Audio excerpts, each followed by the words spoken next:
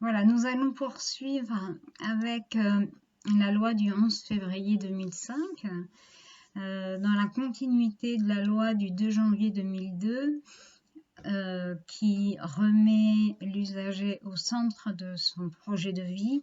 La loi 2005 vient apporter des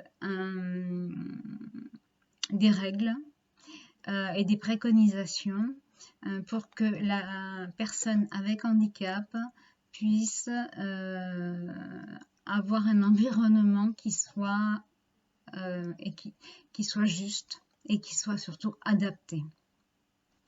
Donc c'est une loi donc qui mérite vraiment qu'on s'y penche un peu plus même.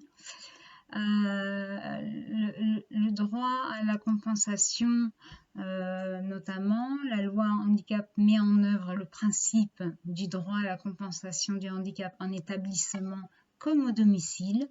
La prestation de compensation couvre les besoins en aide animalière, aménagement du logement ou du véhicule en fonction du projet formulé par la personne handicapée. Et puis la loi vient dire que la scolarité maintenant est ouverte pour tous les enfants, quel que soit son handicap. L'école est ouverte à toute possibilité de demande des familles pour accueillir un enfant porteur de handicap. Et c'est une sacrée évolution parce que ça a toujours été très compliqué entre les familles, les professionnels du médico-social et l'éducation nationale de faire du lien entre les trois. Et là, la loi est claire. L'enfant peut aller à l'école et nous verrons après s'il ne peut pas y aller à plein temps, on peut en tout cas l'aider à y aller. Donc c'est une étape fondamentale de la loi. Donc celle-ci reconnaît la responsabilité de l'éducation nationale à l'égard de tous les enfants et des adolescents. L'école ou l'établissement scolaire le plus proche du domicile constitue l'établissement de référence de l'enfant, comme pour un autre enfant.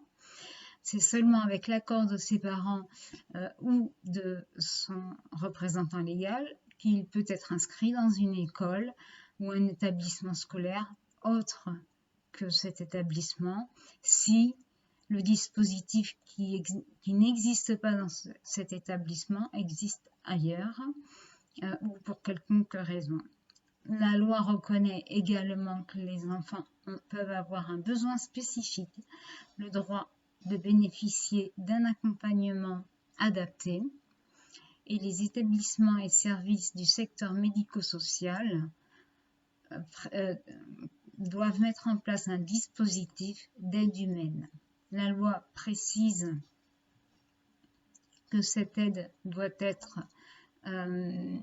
cohérente et personnalisée.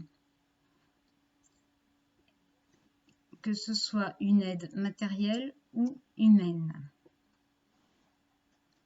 Voilà, il coordonne le déroulement de la scolarité et l'ensemble des actions pédagogiques, psychologiques, éducatives, sociales, médicales, paramédicales, qui viennent compléter la formation scolaire et sont nécessaires pour assurer la cohérence et la continuité du parcours scolaire.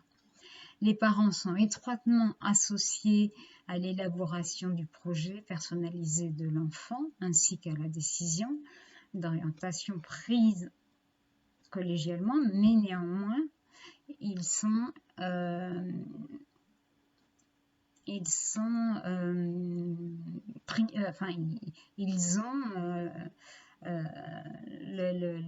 la possibilité et